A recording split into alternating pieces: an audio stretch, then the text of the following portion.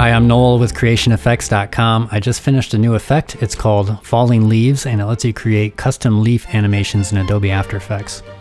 So it's good for making animations where the leaves fall in front of the frame, or you can make more advanced stuff with groups of leaves that follow a 3D path that you draw. And it comes with a bunch of presets, which are basically all the animations seen in the demo video, which you're watching now.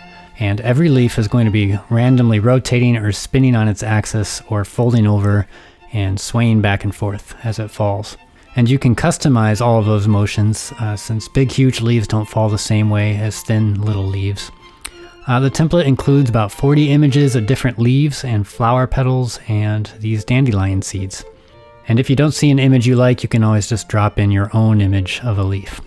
Alright, let's go over how to use the template. First, if you open the project file and you get a missing files error in After Effects, it probably has to do with the way that you opened the zip file. So if you're on a Windows machine, be sure to right-click the zip file and choose the Extract All option. If you're on a Mac, just double-click it.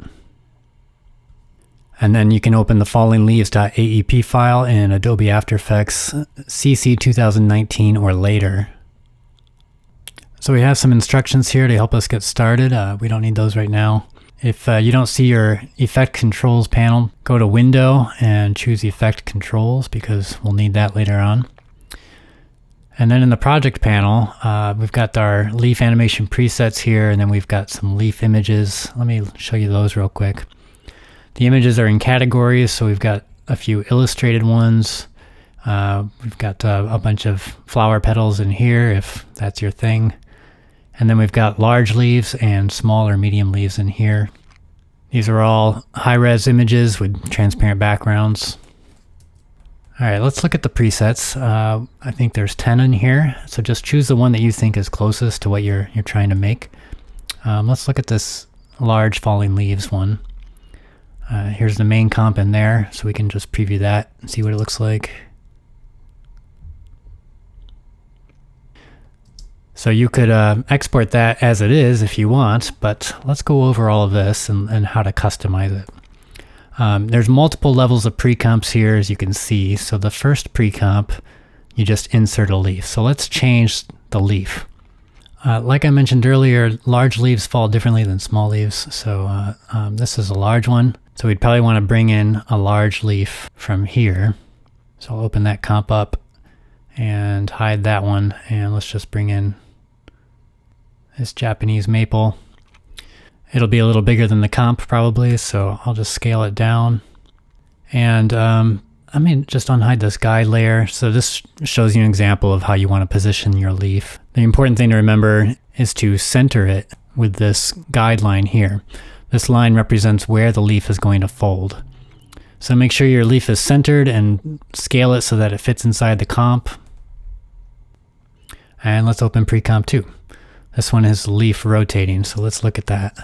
You can see it's rotating and folding in 3D, and it even has some bend to it. It's curving a little bit.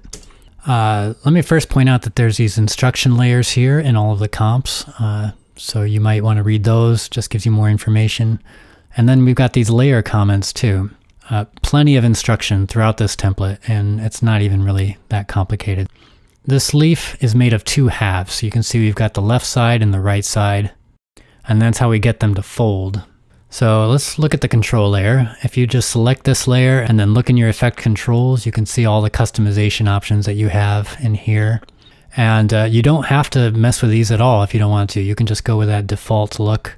I'll just go over these really quick one by one. First, we have these appearance controls. You can adjust the light intensity. You can see we've got two lights in here. This sun layer will create shadows. It'll cast shadows onto itself as it folds over. So if you were compositing this on footage, you might want to match the angle of light. I don't know if you want to go that far or not, but you can do that. You don't have to mess with the position of this light layer because it won't do anything. This is a parallel light, so its position doesn't matter. But if you select the layer and then hit the A key, then you can see the point of interest, and you can move that to change the angle of the light. And if you need to, you can go to a different view, like from the right side, and you can adjust it at different angles to get it right. Let me go back. Warp amount, That's the leaf curving that you saw earlier. So that is done with a turbulent displace effect on this adjustment layer here. So here it is. Leaf folding controls. Like I said, there's two halves with the anchor point right at the edge of that half. So if I adjust the Y rotation of this half, you can see how that rotates that half. So what I did is I have some wiggle expressions on that Y rotation, and these halves just kind of randomly rotate or fold. And you can adjust that wiggle expression using these controls here. If you're not familiar with the wiggle expression, you should probably look it up, because it's really good to know if you use After Effects. But basically that rotation value is just going to fluctuate. That's what wiggle means. So you can change the amount that it fluctuates. If you go over 140, the two halves might fold into each other, go past each other, so you don't want that. And you can also change the speed. So as it is, these halves can rotate up to 140 degrees or so at about 0.5 times per second. So keep this value pretty low, but you can experiment with those. And if you want to add an extra level of detail to that rotation, you can do that with this one here. So it'll do small fluctuations in addition to those large fluctuations. Leaf rotation controls, that's what makes it, the whole thing rotate in 3D. And kind of the same idea here. You've got two levels of wiggle, and you can control the amount and the speed here. And the last one here, leaf spin, that makes the leaf spin on its axis, so on this center stem here. All right, the variation controls, these ones need a little bit of explanation. In our final effect, each leaf is going to be playing from a different random frame. That way each leaf isn't always doing the exact same thing. And that's also how we can get variation between the leaves, so that some leaves are big, some leaves are small, some are yellow, some are reddish. We can do that by adding changes to the leaf in this comp that are slow and gradual, and maybe you don't notice it when you're just playing it like this. But in the final effect, with some leaves starting at this point and some leaves starting at this point, you're going to be able to see all of those changes. So that's what these controls do. They let you adjust those gradual changes to the leaf. You can see we've got some controls for changing the hue or the color, and brightness and saturation and scale. So these control different effects on this layer mostly. Oh, and another way to add variation, you don't have to stick with the same leaf. In your final effect, if you want multiple kinds of leaves, you can just have the leaf change from one type to another in one of these pre-comps. And actually you don't want to do it in this pre-comp, you would want to do it in this one here.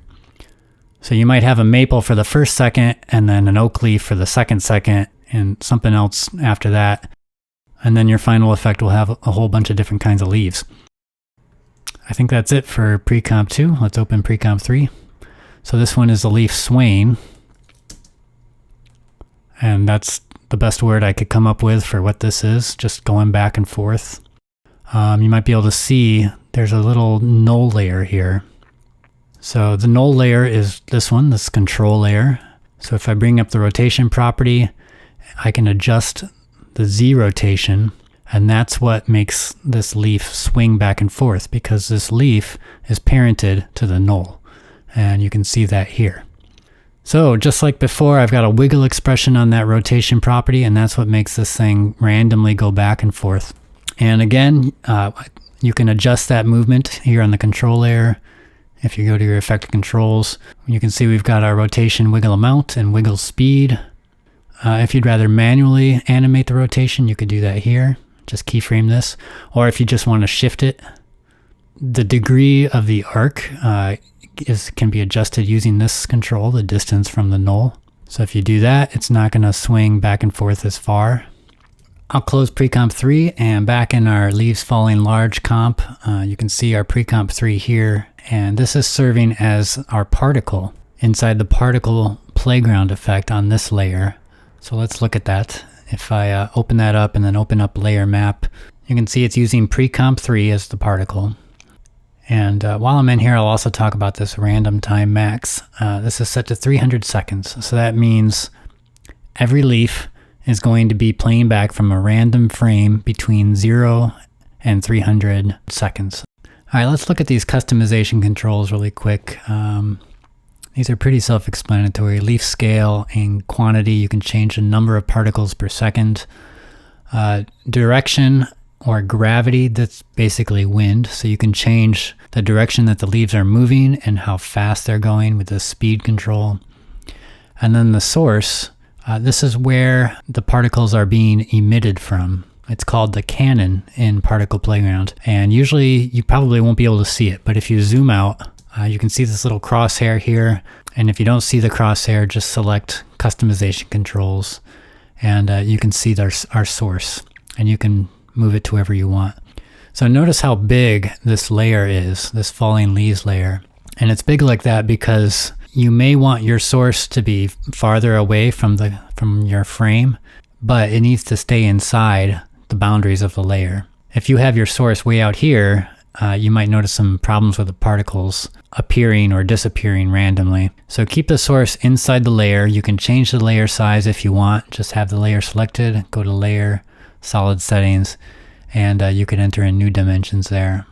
Now you might have some trouble figuring out where the best placement is for your source, because you don't want to waste particles, I guess you could say. You don't want it to be up here and it's spraying particles every direction and you're only seeing a small fraction of those particles, because that's going to slow it down, make it a lot slower than it needs to be. One thing you can do to more clearly see how particles are being emitted is put the source in your frame, and I'll zoom in, and in your Particle Playground effect, I'm going to go to Layer Map, and instead of Pre-Comp 3, we're going to just set this to none. So it's just emitting normal particles and it's going to be going a lot faster. And now if you go to Canon, there's a number of properties in here that aren't represented up here by slider controls, but you can still play with these. So barrel radius, that's how big the area is that particles can be produced. So if we put it to 0, in fact, let's put all of these to 0, and everything's just going in a straight line from this point. If we make this 100, they're coming from a larger area. If you make direction random spread 180 degrees, they're now being sprayed randomly within 180 degrees. So you may not have to mess with those at all, but understanding those could help you if you're trying to get the leaves to fall in a certain way. All right, let me talk about how to make this 3D. And there's a better 3D option. Some of these other presets use a different method for creating the leaves, and it's all 3D. But let's say you wanted this one to be 3D. Well, probably the easiest way to do that is to just duplicate the layer a few times and then put these layers at different Z depths. So if you hit the P key, it reveals the position property, and you can move this one back maybe 1,000 pixels and move this one back maybe 2,000 pixels. And you can see the leaves are all the same, so you'd want to offset them. I'll do this one by 10 seconds and this one by 20 seconds. And also be sure to reposition those layers so that you don't see the edges. And you may need to adjust where your source is as well. Also, how to make this 4K. Right now, all of the comps are in HD, but it's not hard to change this to 4K or some other resolution. You can do that in the Composition Settings panel. So you would go to Composition and Composition Settings, and you can make this 4K. And you shouldn't have to do that with any of the pre-comps. The leaves are high enough resolution that you should be good to go. Just do it in that main comp, but then you'll also probably need to increase the resolution of these solid layers. So you would select the layer like I showed you before, go to Layer, Solid Settings, and make this bigger so that it's bigger than your comp. Okay, so that is the Particle Playground setup. In these instructions in this Getting Started comp, I talk about how there are two different setups, and they're very different. So the other setup is this Follow the Leader setup, and let's look at this Swoosh In and Swirl preset, and I'll open the main comp. So in this one, you've got a group of leaves that come in and they do a little swirl. You can see they're traveling further away from our camera layer. We've got a camera in here. So this is all 3D, and each leaf is its own layer. If I go to source name, you can see this is just pre-comp 3. This preset has all the same pre-comps. They work exactly the same. Every preset has them. A couple of them don't have a pre-comp 3, but basically it's all the same. But unlike that particle playground effect where the leaf is a 2D effect, basically, it's on a 2D layer, with this option you get to work in 3D. So what's going on here is I've got all these leaves, and all of these blue layers are follower leaves.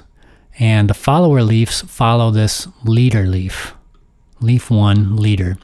So if you animate this leader leaf to move in 3 dimensions, all the other leaves will follow with it, and they'll all have their own random movements mixed in. And you can adjust those random movements using this control layer. I'll show you that in a second. But for now, let me just, I'll delete all these position keyframes on the leader leaf, and I'll just make it move across the frame. Really simple.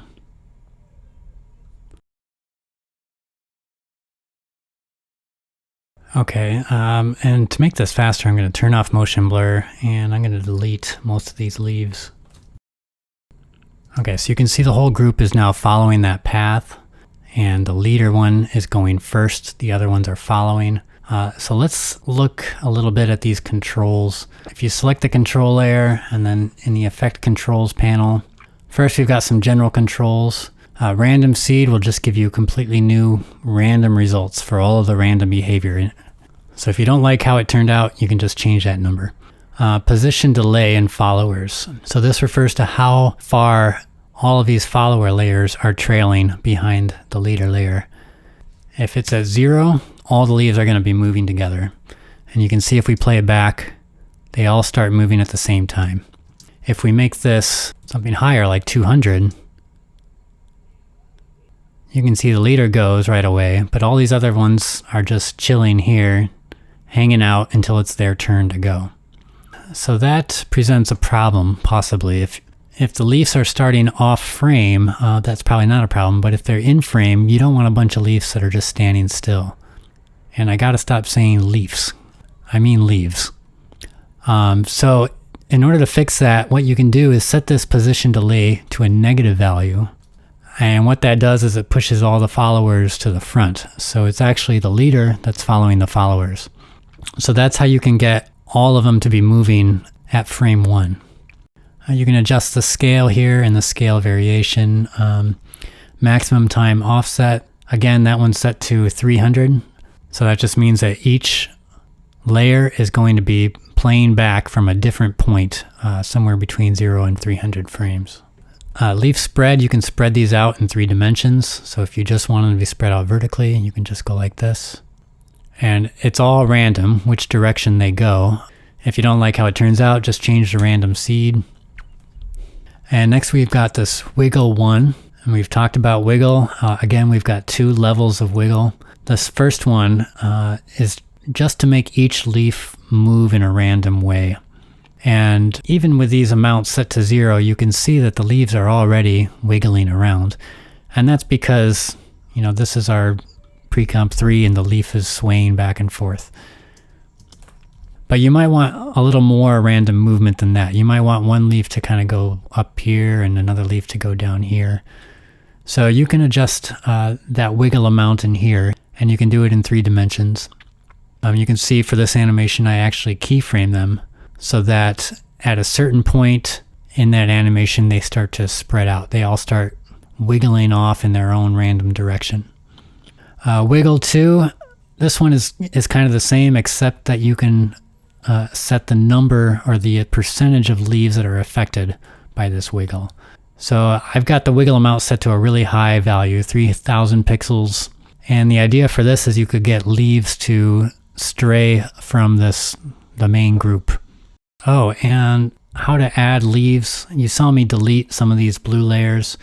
That's how you can remove leaves. Just leave this leader leaf alone, but you can remove as many as you want of these blue ones. And if you need more leaves, you can just duplicate them. I usually select a bunch and then I just duplicate, Command D or Control D. So you can have a few hundred leaves if you want. After Effects can handle it. It'll just take longer to render.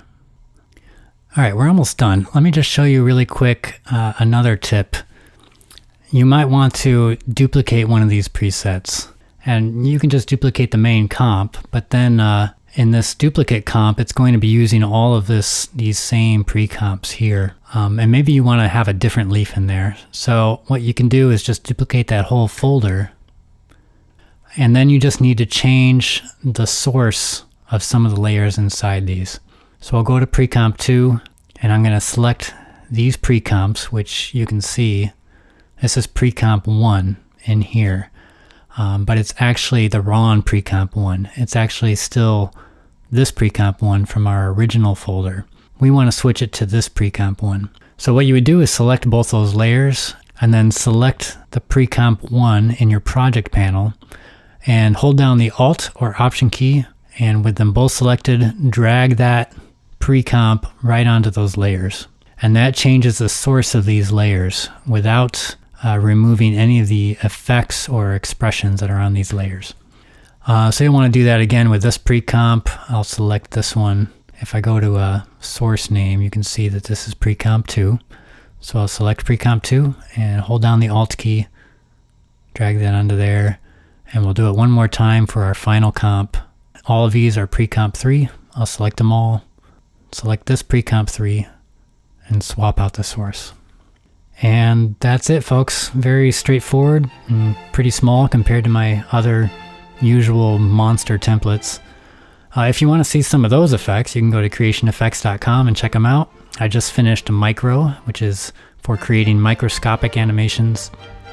We have custom flocks of birds, or swarms of insects, or schools of fish, and 3D books.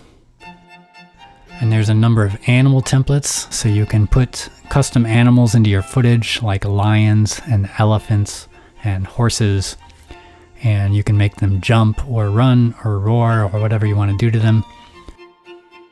There's VHS effects or glitch effects or old film effects.